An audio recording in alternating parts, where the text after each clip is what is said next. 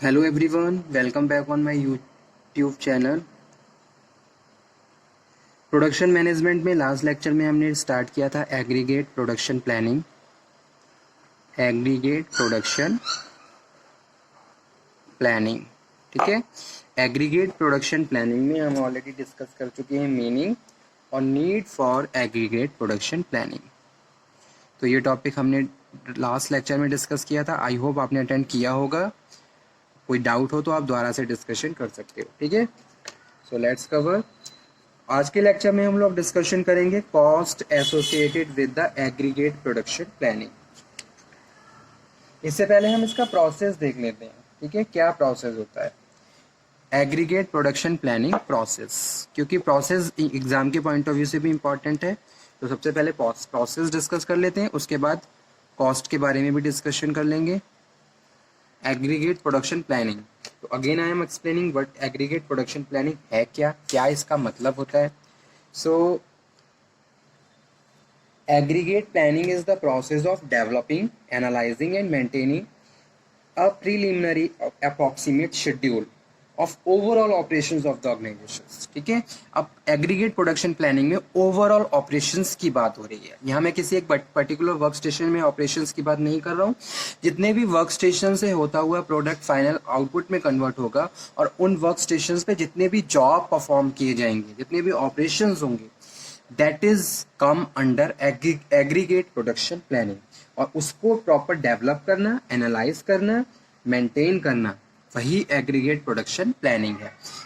जब हम किसी भी प्रोडक्शंस को प्रोसीड करते हैं, या जैसे कोई भी नया प्रोडक्ट है, जैसे कुछ कुछ इनोवेटिव फीचर्स ऐड किए हैं आपने अपने एग्जिस्टिंग प्रोडक्ट में, या फिर आपने बायर के इंटरेस्ट के हिसाब से कुछ इनोवेटिव नया प्रोडक्ट बनाया है, तो उस नया प्रोडक्ट को बनाने के लिए आपको पहले ये एनालाइज करना होगा कौन कौन से रिक्वायर्ड ऑपरेशंस हैं, कौन कौन से फंक्शंस हमें परफॉर्म करने होंगे, कौन कौन से रिसोर्सेज चाहिए होंगे, उन रिसोर्सेज को कलेक्ट करना, ठीक है, वर्कर्स को जॉब डिफाइन करना और उसी के हिसाब से मटेरियल हैंडलिंग, मटेरियल को मंगवाना, ये सारी चीज़ें एग्रीगेट प्रोडक्शन प्लानिंग का ही पार्ट होती हैं।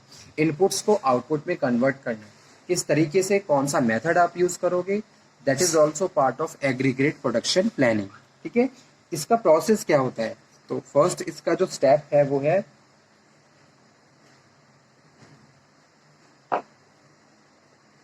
Aggregate production planning consisting following steps. So first one, determine demand for each period.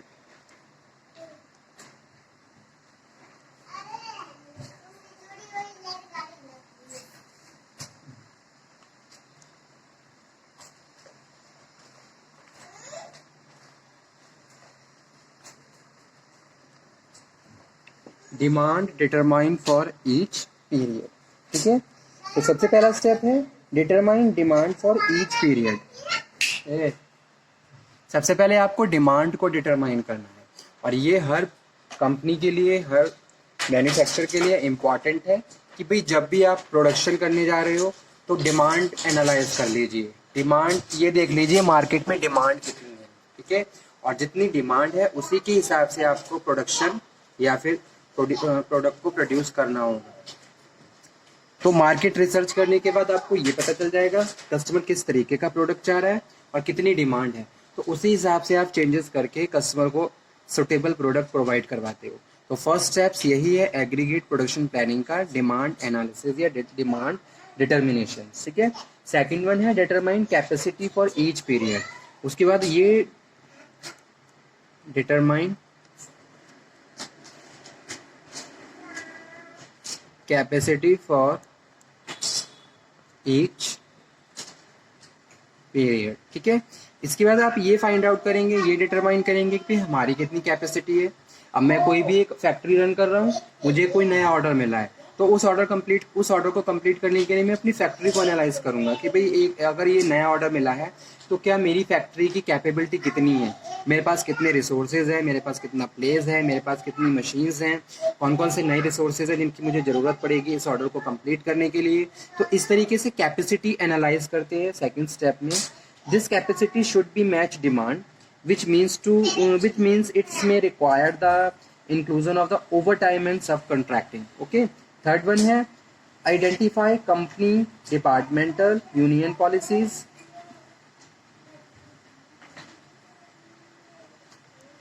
उसके बाद हम कंपनी को आइडेंटिफाई करते हैं, जो भी ऑर्गेनाइजेशन है, डिपार्टमेंटल लेवल्स पे कितने डिपार्टमेंट्स हैं, किस तरीके से यूनियन पॉलिसीज, क्या पॉलिसी पे काम कर रही है ऑर्गेनाइजेशन. ठीक है. Maintaining a certain safety stock level, maintaining a reasonable stable workforce, back orders policies, overtime policies, inventory level policies, and other less explicit rules such as the nature of employment with the individual industry, the possibility of bad image and the loss of goodwill. ठीक है. Fourth number पे जो बात कर रहे हैं वो है determine unit cost. Determine unit cost. ठीक है. फिर उसके बाद यूनिट कॉस्ट को डिटरमाइन किया जाता है. Determine unit cost for unit cost for unit produced, units produced. Okay, so these costs typically include the basic production cost, fixed cost plus variable cost, as well as the direct and indirect labor cost also. So also include are the cost associated with the making changes in the capacity. Inventory holding cost must also be considered, as should storage, insurance, taxes, spoilage and the obsolescence cost. Okay. Fifth number पे जो step है वो है develop alternative plan. उसके बाद alternative plans को भी develop करके चलते हैं.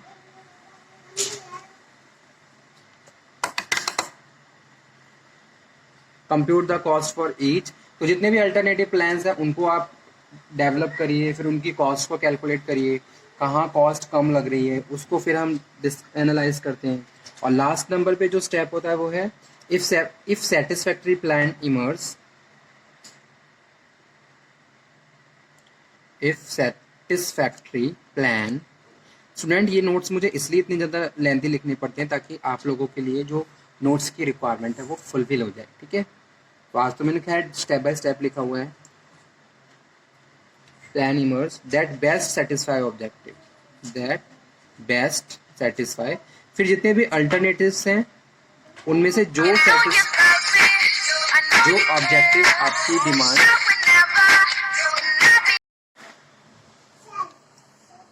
So if satisfactory plan emerges, select the one that best satisfy objectives. So frequently this is the plan with the least cost. Otherwise return to step 5. ठीक है.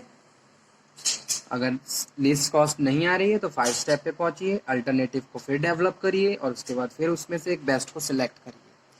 तो ये क्या है, ये है एग्रीगेट प्रोडक्शन प्लानिंग का प्रोसेस. इस तरीके से स्टेप बाय स्टेप ये पांचों प्रोसेस स्टेप फॉलो करने होते हैं, तब जाके फाइनली आप एक बेस्ट प्लान को डेवलप कर पाते हैं. ठीक है. तो इसमें जो मेन फोकस किया जाता है वो कॉस्ट पे किया जाता है. कॉस्ट पे फोकस करते हुए फाइनली हम बेस्ट प्लान को सेटिस्फाई डेवलप करते हैं और ये देखते हैं कि भी जो भी प्लान हमने डेवलप किया है ये क्या हमारे ऑब्जेक्टिव सेटिस्फाई फुलफिल कर पाएगा. ठीक है. जो भी हमारी एक्सपेक्टेशन है, जो भी कस्टमर की एक्सपेक्टेशन है उसके हिसाब से गुड्स को प्रोड्यूस कर पाएगा या नहीं कर पाएगा. ठीक है. तो इसीलिए इन प्रोसीजर को फॉलो किया जाता है बाय द प्रोडक्शंस पीसी और प्रोडक्शन मैनेजर यानी कि प्रोडक्शन डिपार्टमेंट के थ्रू. ठीक है.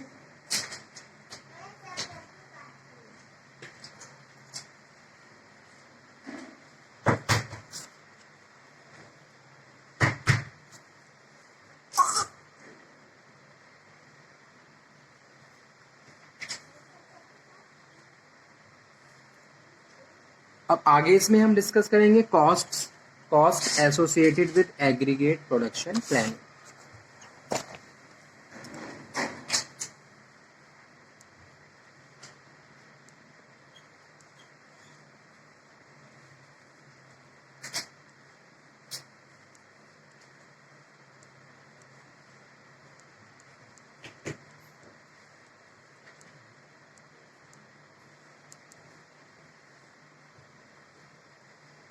cost associated with aggregate production planning. So most aggregate planning methods determine a plan with the minimizing cost. ध्यान दीजिए, most aggregate planning method determine plan that minimize cost. These methods assume that demand is fixed. Therefore, strategies for modifying demand are not considered. If both demand and supply were simultaneously modified, it would be more appropriate to the maximize profits. Okay, since demand change affect revenue along with cost. ठीक है, तो सबसे पहले है hiring and lay off cost. Hiring and lay off cost. The hiring cost consists the recruiting, screening, cost of layoff and the training cost required to bring a new employees. जैसे कोई नया कुछ इनोवेटिव प्रोडक्ट बनाना है तो आपने skilled labour को hire किया, that cost must be consider here. Okay, productive skills for some jobs this cost might be only a few $100s whenever the production rate is changed by the changing the workforce level. Hiring and firing cost are involved. ठीक है, तो ये topic मैं next lecture में continue करूंगा. आज का topic मैं यहीं पे फिनिश करता हूँ. आज के टॉपिक में हमने डिस्कशन किया है steps for the aggregate production planning, क्योंकि ये टॉपिक पूरा नहीं हो पाएगा और टॉपिक लेक्चर बहुत ज़्यादा ही लेंथी हो जाएगा. ठीक है, तो आप इसे पढ़िए. नेक्स्ट लेक्चर में हम फिर से मिलते हैं, फिर से बात करेंगे एक नए टॉपिक पे. Okay student, thank you very much. Stay healthy, stay motivated. Thank you. Topic पूरा नहीं हो पाएगा और टॉपिक लेक्चर बहुत ज़्यादा ही लेंथी हो जाएगा. ठीक है, तो आप इसे पढ़िए. नेक्स्ट लेक्चर में हम फिर से मिलते हैं, फिर से बात करेंगे एक नए टॉपिक पे. Okay student, thank you very much. Stay healthy, stay motivated. Thank you. और टॉपिक लेक्चर बहुत ज़्यादा ही लेंथी हो जाएगा. ठीक है, तो आप इसे पढ़िए. नेक्स्ट लेक्चर में हम फिर से मिलते हैं, फिर से बात करेंगे एक नए टॉपिक पे. Okay student, thank you very much. Stay healthy, stay motivated. Thank you.